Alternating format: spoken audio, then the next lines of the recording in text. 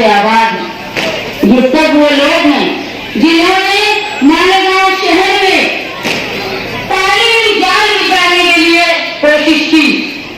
मैं ये मानती हूँ कि मालेगांव शहर को मेरे वालिद कहा करते थे कि जब मैं नया नया सियासत में आया, मेरा सियासत का शौक पैदा हुआ, तो मैं जाकर इस इलाके में मिस्री खां के बारे में आकर बैठा करता था, क्योंकि ये माना जाता था कि वहां के लोग इंतहाई ज़ौक़ वाले हैं, बदर के लोग इंतहाई ज़ौक़ वाले हैं, और मैं यहाँ आकर बैठा करता था। यानी मालेगांव की सियासत, चाहे वो खान साहब अब्दुल रहीम साहब की हो, चाहे रज़ाक सेठ की हो, तो सियासत की इब्तिदा यहीं से हुआ करती थी। मैं आपके सामने अपने जज्बात रखने इस इलाके में इसलिए भी आई हूँ कि यही वो इलाका था जहाँ की एक वाहिद मुस्लिम खातून जो MLA बनी थी, और इंशाअल्लाह इस शहर की, इस इलाके की आवाम की और मेरी माँ और बहनों की ये दुआएं मेरे साथ रहे, तो वो रिकॉर्ड को मैं कायम रखूंगी। दूसरी पहली मुस्लिम खातून MLA वो आप लोगों को दूंगी, इंशाअल्लाह आप लोग मेरे साथ। मैं एक मरतबा एक प्रोग्राम के लिए आज से आपा के एक घर के पास कार्ड लेकर आई थी। मैं बात करने लगी तो मुझे डॉक्टर साहबा ने कहा था कि शालीन तुम सियासत में हो, तो अगर तुम ये समझती हो कि लोग इस बात पर ताज्जुब करते हैं कि तुम औरत हो और सियासत कर रही हो, तो बिल्कुल डरना नहीं। क्योंकि बोले मैं और आयशा आपा जब स्कूल जाते थे तो बोले लोग हमको पीछे से चिल्लाते थे कि औरत स्कूल जा रही है, लेकिन आज देखो औरतों के नाम से स्कूल और मदरसे चलते हैं। इसलिए इब्तिदा में तकलीफ होती है, लेकिन इंतहा औरत हमेशा खूबसूरत करती है, इसीलिए डरना नहीं।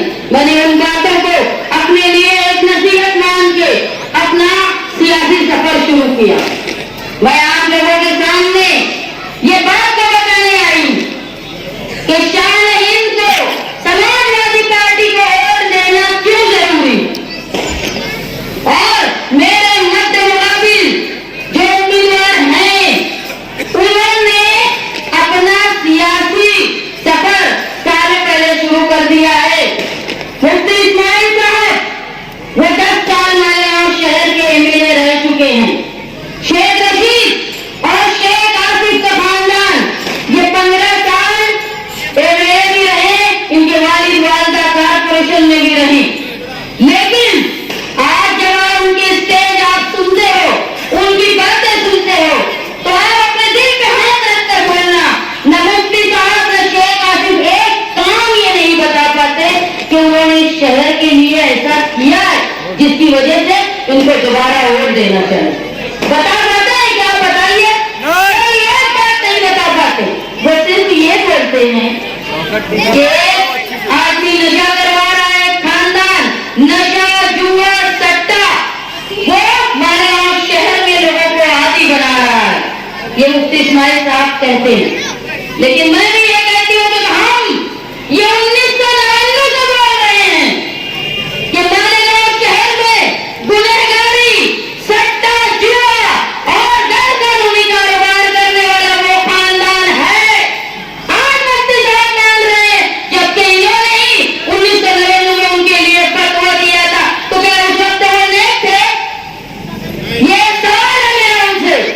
आज तुम लोगों को ये बोलते हो कि ये लोग जुआरी है, सटेरी है, हाँ, लेकिन आप भी इस शहर के MLA हो।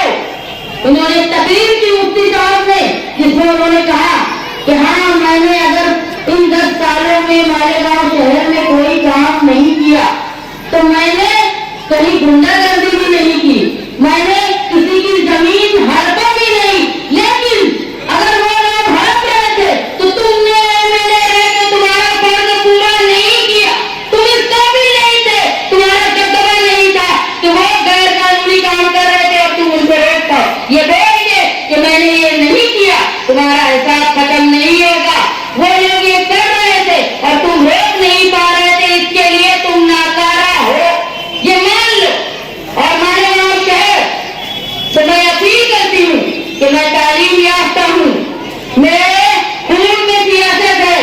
मुस्तकीम ने एक सवाल पूछा कि जब खून में सियासत थी तो पॉलिटिकल साइंस से बीए क्यों किया? उसका जवाब ये है कि पॉलिटिकल साइंस से मैंने बीए इसलिए किया कि पॉलिटिकल साइंस में constitution of Indian constitution law और मुझे पॉलिटिक्स के साथ साथ इंडियन पॉलिटिक्स के साथ साथ कॉन्स्टिट्यूशन भी समझना था, इसीलिए मैंने पॉलिटिकल साइंस से बीए किया। तो मालेगांव शहर में एडमिनिस्ट्रेशन और कानून ये दोनों चलाने की मैं ताकत रखती हूँ। और आप लोग जो लोग मुझे और कटुआ बोलते हैं, ये याद रखो, मैं वो बाप की औलाद हूँ जिसको मुख्यमंत्री रहने के लिए भी बोला गया, तो उस पार्टी ने उस पोस्ट को, उस पैसे को ठोकर मार दी। मुफ्ती इस्माइल साहब और वो जो भारती साहब मेरे बारे में बोल रहे थे ना, उनकी जो शेख आसिफ की खानदान की पूरी प्रॉपर्टी मेरी प्रॉपर्टी की आधा नहीं है। तुम्हारी क्या ताकत है? मैं जिस चीज की मालिक हूँ ना, उन सब की प्रॉपर्टी की मैं आधे से ज्यादा भी मैं मालिक हूँ। तुम ये समझ लो कि मालेगांव शहर में निहाल अहमद के खून को कोई खरीद नहीं सकता। और मैं आज ये भी बताऊंगी कि मैं इलेक्शन कैसे जीत सकती हूँ, मैंने क्या लॉजिक, हमें कैसे इलेक्शन के काम कर रहे हैं। आप लोगों से मेरी दरख्वास्त करने आई है कि अगर मैं एक औरत हूँ इसलिए मुझे कमजोर समझा जा रहा है, तो ये मान लो ये औरत उस निहाल अहमद की बेटी है और मैं वही औरत हूँ जो 2019 में मुफ्ती साहब के लिए खैर वोट मांगने गई थी और तुम्हारे लिए वोट मांगा था, इसलिए कि वो नाकारा लोग जो मालेगांव शहर का इस्तेमाल कर रहे थे उनका खात्मा होना चाहिए। और मुफ्ती साहब ये बोलते थे मेरा पहला टर्म है, मैं काम नहीं कर पा रहा, कौन सियासी लोग उनके साथ लगे, लेकिन उनका काम करने का जज्बा नहीं है, वो चाहते ही नहीं है काम करना। इसलिए मुझे मालेगांव शहर को बचाने के लिए, क्योंकि ये शहर ये ऐसे लोगों ने बसाया है, जब हारून अंसारी साहब, आयशा हकीम साहबा, शब्बीर शेख साहब सियासत करते थे, भले ही निहाल साहब और उनकी पार्टी अलग अलग थी, लेकिन कभी इन्होंने एक दूसरे के बीच में रोड़े नहीं अटकाए। ये कोशिश हमेशा करते थे कि मालेगांव शहर की तरक्की हो, लेकिन आज जो नुमाइंदा यहाँ है वो मालेगांव शहर की तरक्की चाहता ही नहीं। सिर्फ एक है जो लोगों को नशे में डुबा के रखा है, खानदान, और दूसरा मुफ्ती साहब जो मजहब के नशे में लोगों को डुबा के रखे। तुम अगर चाहते हो कि इस शहर की तरक्की हो तो तुम कॉन्स्टिट्यूशन की बात करो। मैं जिस पार्टी से उम्मीदवारी कर रही हूँ वो पार्टी है जिन्होंने बाबरी मस्जिद को बचाने के लिए मुलायम सिंह ने क्या किया था। 1990 में कार सेवक जमा हुए थे, उस वक्त शूट इन साइट देखते ही गोली मार दो ये ऑर्डर दिया था मुलायम सिंह ने। और 1990 में जो कार सेवक बाबरी मस्जिद को शहीद करने आए थे उन पर गोली चलाई गई और अयोध्या आधे घंटे में खाली हो गया, नहीं तो 1990 में ही बाबरी मस्जिद शहीद हो जाती। मैं वो कॉन्स्टिट्यूशन को मानने वाले पार्टी के साथ हूँ। हमारी जब पार्टी बीजेपी के साथ पैक्ट हुई तो हम किसी भी दूसरी बड़ी पार्टी में जा सकते थे, लेकिन हमने वो पार्टी चुनी जो हमारे उसूलों के मुताबिक हो, जो कॉन्स्टिट्यूशन को मानती हो और अक़लियत यानी मुसलमानों के बारे में सोचती हो। इसलिए हम समाजवादी पार्टी में गए, वरना बाकी कई पार्टियों के लोग हमारे पास आए थे। मैं आपसे ये दरख्वास्त करने आई कि मालेगांव शहर मुसलसल फिरकापरस्ती का शिकार हो रहा है, जहां हमको लोग परेशान कर रहे हैं, कहीं हमारी सनत खतरे में, कहीं पावर के बिल की वजह से हम लोग परेशान हैं, कहीं हम पे झूठे केस बना के हमारी कौम को परेशान किया जाता है, कहीं ऐसा है कि पावर लूट के अलावा हमारे पास कोई और रोजगार के मौके नहीं है। मैं आप लोगों से ये वादा करने आई हूँ कि मैं मालेगांव शहर के मुस्तकबिल के लिए कोशिश करूंगी। आप ये समझ लो, आप एक बात समझ लो कि बहुत जल्द हिंदुस्तान की बीजेपी हुकूमत खत्म होगी और उसके बाद अखिलेश यादव वो हिंदुस्तान की सेंट्रल गवर्नमेंट में एक बड़ा अहदा पाएंगे कि जिस तरह हमको हमारी पावर लूम की सनत की बका की जरूरत है, वैसे ही अखिलेश यादव को उत्तर प्रदेश के बुनकरों की फिक्र है। आप ये समझ लो, दो लोग मेरे मुकाबले में हैं। एक जो हरा झंडा लाए हैं, कौन सी पार्टी का? अजीत दादा की पार्टी का। और दूसरा जो लाए हैं बी टीम, बीजेपी की बी टीम। पार्लियामेंट के इलेक्शन में उन्होंने बता दिया कि ये बी टीम है, इसीलिए पूरे हिंदुस्तान के मुसलमानों ने MIM को रिजेक्ट किया। आप ये समझ लो कि अगर हुकूमत बदलेगी तो अखिलेश यादव होगा पाएगा कि MIM का लीडर होगा पाएगा, ये बता दो। 37 MP है, 37 MP को छोड़ के बीजेपी को गिरा नहीं सकते, हुकूमत बना नहीं सकते हुकूमत। 37 MP अखिलेश यादव के हैं और इनके पास सिर्फ एक MP है, सिर्फ एक MP।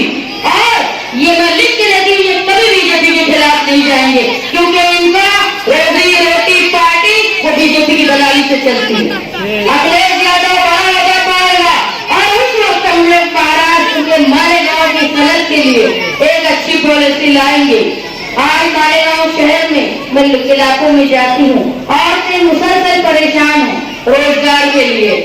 मैं आप लोगों से ये वादा करती हूँ कि skill India, make in India, ये ऐसी पॉलिसीज है जिससे घर बैठे औरत जो है रोजगार पा सकती है।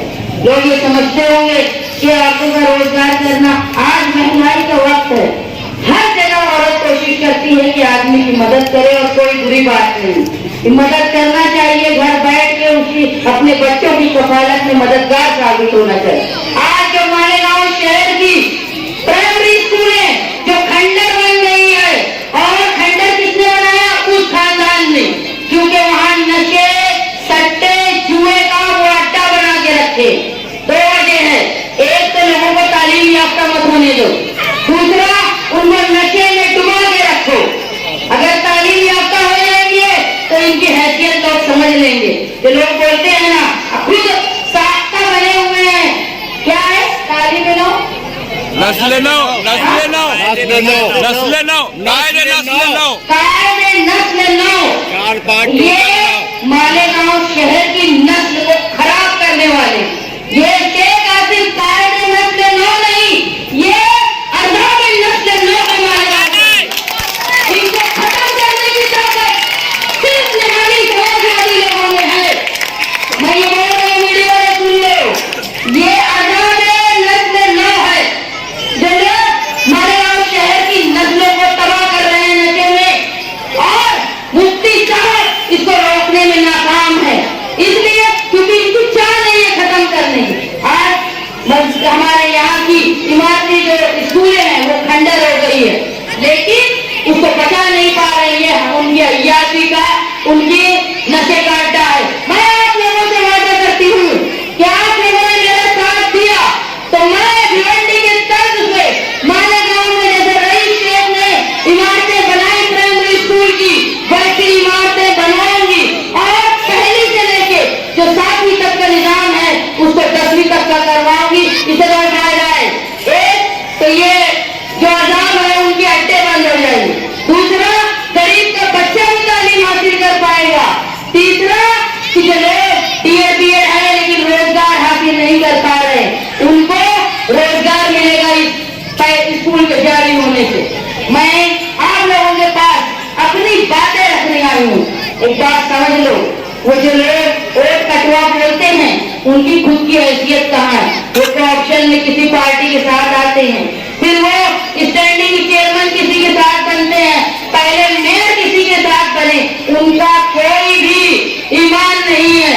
जब खुद इलेक्शन लड़ने असेंबली के लिहाज साहब के सामने खड़े हुए थे तो किसके बोलने में बैठ गए थे, ये पूरा शहर जानता है। मैं आप लोगों के पास ये बात रखने आई हूँ कि मैं जो ये इलेक्शन लड़ रही हूँ इसमें मैंने मालेगांव शहर का पूरा खाका पीट के रखा है। मालेगांव शहर के 4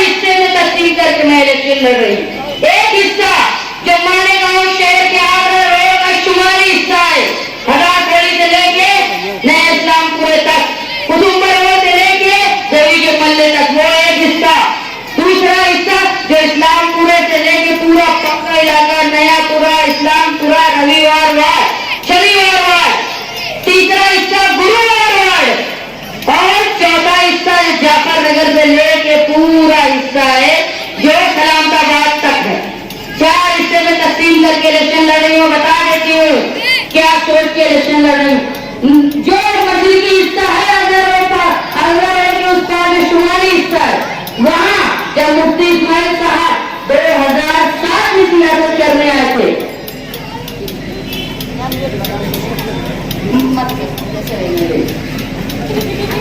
अगर जो शुमाली हिस्सा है वो हिस्से में जब 2007 में सियासत करने मुफ्ती साहब आए थे, जब भी उनके एक भी कारपोरेटर उनके नहीं आए।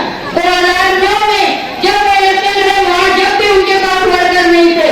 2019 में जब हम उनके साथ आए, जब उनके पास वहां ताकत मिली, वहां हमारा सीधा मुकाबला इतने बड़े हिस्से में सिर्फ शेख आसिफ से है। मैं तुमको बता रही हूँ, ये मीडिया वाले देखो, ये कौन लोग कटवा है, आज बताती हूँ तुमको। पूरा जो शुमारी हिस्सा है वहाँ हम मुकाबला कर रहे हैं और वहाँ के जो लोग हैं ना, वो शेख आसिफ और उनके खानदान की रग रग को जानते हैं। उनको मालूम है ये किस तरह का गैर कानूनी काम करते हैं, किस तरह से नस्लों को बर्बाद कर रहे हैं। और हमारे साथ क्यों है मालूम कि हम उनका तहफ्फुज़ करते हैं, वहाँ के लोगों का जो शेख आसिफ और उनके घराने से नफरत करते हैं और किसी में ताकत नहीं।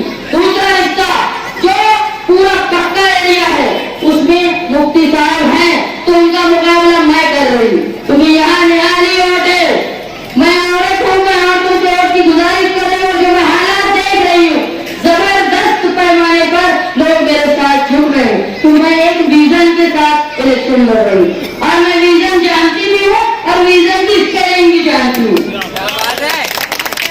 उसके बाद तीसरा हिस्सा तो गुरुवार वार्ड का है, यहाँ से काफी ताकतवर है, लेकिन उसको लोग नफरत करते हैं इसलिए कि वो गुंडागर्दी करता है। और मुफ्ती साहब जो दूसरे गुंडों को लेकर वहां गए हैं, उसकी वजह से जो शेख आसिफ से नफरत करने वाले हैं वो इनसे भी नफरत करते हैं। वहां भी हम हैं। 3 हिस्सा मैंने बता दिया, जहां हम लोग मुकाबला कर रहे, 2 हिस्से में मैं शेख आसिफ साहब का मुकाबला कर रही हूँ, जहां मुफ्ती साहब नहीं है, और एक इस पक्के इलाके में मैं मुफ्ती साहब का मुकाबला कर रही हूँ, जहां शेख आसिफ नहीं है। और तीसरा हिस्सा जाफर नगर से लेकर सलामताबाद का खड़ा पट्टा है, वो समाजवादी उत्तर प्रदेश वालों की बड़ी तादाद का इलाका है। वहां सिर्फ तुम हो समाजवादी, वहां न तुम्हारा मुकाबला आसिफ कर रहा है न मुफ्ती साहब कर रहा है। अब इलेक्शन जीत रहा है और कौन वोट काट रहा है। मैं सीधा बोलती हूँ कि ये इलेक्शन जो है, ये इलेक्शन तुम्हारे शहर नहीं, तुम्हारे पूरे महाराष्ट्र की एक रविश तय करेगा। बहुत जल्द इस हुकूमत के गिरने के बाद हमको मौका मिलेगा हमारे रोजगार की बका के लिए। जो लोग MIDC में काम करना चाहते हैं, कोई नए प्रोजेक्ट लाना चाहते हैं पावर लूम और इससे हट के, उसके लिए कोई ऐसा प्रोजेक्ट हम लाएंगे जिसकी वजह से मजदूरों को, यहाँ काम करने वालों को बम्बई, पूना, इचलकरंजी न जाना पड़े। अपने करीबियों की मैयत में वहां नहीं पाते, रात रात भर मैयत उनके लिए रोकी रखते। तो इसके लिए एक ऐसी कोशिश करेंगे कि लोगों का रोजगार भी हो और हमारा तहफ्फुज़, वो तहफ्फुज़ जो गिरवी रख दिया है शेख आसिफ और मुफ्ती साहब ने दादा भूसे के सामने। मैं किसान देती हूँ, मैं जिस जगह पर खड़ी हूँ, जब 12 नवंबर का वाक़या हुआ उसके बाद एक बड़ा हंगामा हुआ उर्दू घर का नाम रखने का। उर्दू घर का नाम रखने के लिए बोला गया, तो शेख आसिफ ने ये कहा कि उर्दू घर का नाम मुस्कान खान के नाम से रखा जाएगा। मैंने बोला नहीं, ये उर्दू घर का नाम आयशा हकीम साहबा के नाम पे रखना चाहिए। लेकिन वो प्रसिद्ध थे कि नहीं, मुस्कान खान का नाम, और जब वोटिंग हुई मुझे नाम की मेरे साथ वोट कम पड़े, आयशा हकीम साहब की, उनके लिए ज्यादा पड़े। मैंने पर्सनली मैसेज भिजवाया शेख आसिफ को कि आप ये नाम मत रखो, उर्दू घर जो है वो एक उर्दू जबान जानने वाले के नाम से रहे। आगे ये नाम जो है मुस्कान खान का, ये मुतनाज़ा है, इसका नाम नहीं कबूल करेंगे शासन, लेकिन ये माने नहीं। इन्होंने किया, ये इसलिए किए क्योंकि वो नाम नहीं चाहते थे। दादा भूसे की दलाली में उन्होंने उर्दू घर का नाम उर्दू जानने वाले के नाम पे नहीं रखवाया, और आगे जब वो गया मंत्रालय में वो नाम महाराष्ट्र की नहीं थी, ये कोई संवैधानिक पद पे नहीं थी, इसलिए वो नाम कैंसिल हो गया। और आयशा हकीम साहबा का नाम होता तो वो एक मुअल्लिमा थी, वो महाराष्ट्र असेंबली कॉन्स्टिट्यूशनल असेंबली की मेंबर थी, उनका नाम कोई ठुकरा नहीं सकता था। लेकिन ये बेवकूफ जो अनपढ़ है, जिनको सियासी समाजी और इल्म नहीं है किसी चीज का, एक उर्दू घर के नाम को उर्दू जानने वाले नाम से मोहताज रह गया। ये एक मिसाल है। ये क्या विजन की बात करेंगे तो खुद कोई अक्ल नहीं। मालेगांव शहर में दो तरफा जब शेख रशीद घराने में सियासी बहरान आता है ना तो मुफ्ती साहब मदद करने पहुंच जाते। जब ये लोग इलेक्शन हारे 2009 में तो 2012 में मुफ्ती साहब ने उनकी वालदा को मेयर बनवा दिया। कल मैं तकरीर सुन रही थी शेख आसिफ साहब की थोड़ी सी, उसमें यह था कि इनके कोई बुनकर नहीं मिलता था, कोई हाफिज नहीं मिल रहा था, कोई टीचर नहीं मिल रहा था, कैसे कैसे लोगों को मेयर बना दिया। तो ये नहीं बताया कि तुम्हारी अम्मा को भी मुफ्ती साहब ने मेयर बनाया। मालेगांव शहर में बुनकर लोगों की रहनुमाई करने वाला, बुनकरों के लिए पॉलिसी लाने वाला, ये पावर के अजाब से निजात के लिए काम करने वाला, जो लोग बेरोजगार हैं उनके लिए अच्छी पॉलिसी लाने वाला, जो खवातीन परेशान हैं उनके लिए रोजगार लाने वाला, गरीब के बच्चों के लिए बेहतर मुस्तकबिल तालीम का इंतजाम हो, इसकी कोशिश करने वाला। और इसके साथ सबसे बड़ा है हमारा तहफ्फुज़। तुम याद रखो, अगर तुमने बीजेपी के दोनों एजेंटों में से किसी को चुनकर दिया तो असेंबली में जब माइनॉरिटी के खिलाफ कानून पास होगा तो ये दलाल अपनी दलाली करेंगे और तुम एनआरसी और ऐसे दूसरे केस में परेशान रहोगे। क्योंकि तुम जानते हो कि किसने किसको एमएलसी में वोट दिया, किसने बीजेपी को राज्यसभा में वोट दिया। तुम अपने शहर से ऐसा नुमाइंदा चुन के दो जो तुम्हारे लिए यहाँ से लेके दिल्ली तक, दिल्ली से लेके बंबई तक और दिल्ली तक तुम्हारे लिए रहनुमाई करे। जो अखिलेश यादव तुम्हारे पास है, जो तुम्हारे लिए रहनुमाई करेगा। मैं घरों में बैठी मेरी माँ बहनों से ये दरख्वास्त करती हूँ कि मैं बहुत कोशिश करके, हिम्मत करके ये इलेक्शन लड़ रही हूँ। लोग बहुत सारे इल्जाम लगा रहे हैं, जबकि जो इल्जाम लगा रहे हैं उनकी कोई हैसियत नहीं है। वो खुद क्या है ये शहर जानता है। इसके बावजूद मैं अपने वालिद निहाल अहमद के बाद, मैं अपने भाई बुलंद इकबाल के इंतकाल के बाद अपनी दो बच्चियों को संभालते हुए, उनकी परवरिश करते हुए ये इलेक्शन का हिस्सा बन रही हूँ। आप लोगों की भरोसे पे, आप लोगों की ताकत पे मैं जो इलेक्शन लड़ रही हूँ, मैं काम की बुनियाद पे, विजन पे, मुद्दों पे बातें कर रही हूँ। आप अपने दिल पे हाथ रख के कहिए कि जो दो लोग मेरे खिलाफ इलेक्शन लड़ रहे हैं उनके पास कोई मौजू है, कोई विजन है, इस शहर की तरक्की के लिए कोई नक्शा है, क्या है उनके पास। मैं औरतों के एक गुंडे और ऐसे लोगों के खिलाफ उस इलाके में रहकर हिम्मत कर रही हूँ। आप लोगों के भरोसे पे मैं अपनी पूरी ताकत झोंक रही हूँ इलेक्शन में। निहाल अहमद को मानने वाले लोगों के भरोसे, इस शहर की माँ बहनों के भरोसे मुझे ये शहर रुसवा ना करे। नहीं तो देख लो 50 साल के बाद कोई औरत ने हिम्मत किया है असेंबली का इलेक्शन लड़ने की, और ये औरतें, ये माएँ बहनें मुझे रुसवा ना करे। आने वाला इलेक्शन आप लोगों के साथ साथ पूरे महाराष्ट्र की मुस्तकबिल का एक राह तलाश करेगा। इसमें मैं हिस्सा बनना चाहती हूँ आपकी दुआओं से, आपके सहारे से, आपकी वोटों से। मैं आपसे वादा करती हूँ कि जिस तरह अगर 5 साल आपने मुझे मौका दिया तो मेरे साथ ये 5 साल के साथ साथ वो 30 साल साथी निहाल अहमद साहब का रोशन माजी है, जिसको संभालना भी मेरी जिम्मेदारी है। मैं आपसे वादा करती हूँ, निहाल अहमद की बेटी यहाँ खड़े के आपसे वादा कर रही है कि आपने अगर मेरा साथ दिया तो मैं वो सब काम करके बताऊंगी जो ये मर्द लोग अभी यहाँ इत्तलाह में आने के बाद नहीं कर पाए। मैं वो हर कोशिश करूंगी कि साथी निहाल अहमद ने महाराष्ट्र के मुसलमानों के लिए, मालेगांव शहर के लोगों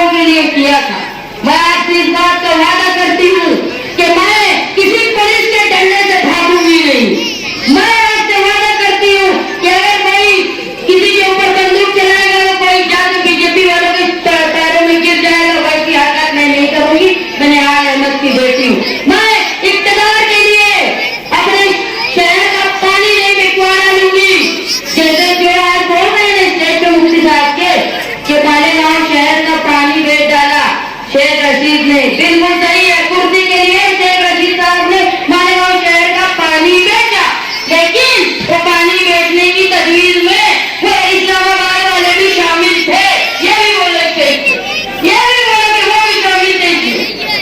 मालेगांव शहर के बेहतर मुस्तकबिल के लिए, इस नशे की लानत को शहर से खत्म करने के लिए आप जिस इलाके में रहते हो तो ये समझते हो कि हम महफूज, ऐसा नहीं है। ये नशे की लानत से शहर का कोई हिस्सा महफूज नहीं है। ऐसा ना हो कि तुम्हारे घर की औरतों को, माओ को जब घर से बाहर निकले तो तहफ़्फ़ुज़ का एहसास न रहे, वो इज्जत से घर न आए। जो लोग नशे में मुलव्विस हैं उनको इस चीज से निकालने के लिए रिहैब सेंटर ये मालेगांव शहर में बनाकर नस्लों को बचाने का काम मैं आपसे करूंगी, मैं ये वादा करती हूँ। और आप लोग पर ये उम्मीद है कि आप लोग जिस तरह साथी रिहान अहमद साहब पर यकीन किए थे, भरोसा किए थे, वैसे ही उनकी बेटी पर भरोसा करें। इंशाअल्लाह मालेगांव के रोशन मुस्तकबिल के लिए एक बड़ी हिस्सेदार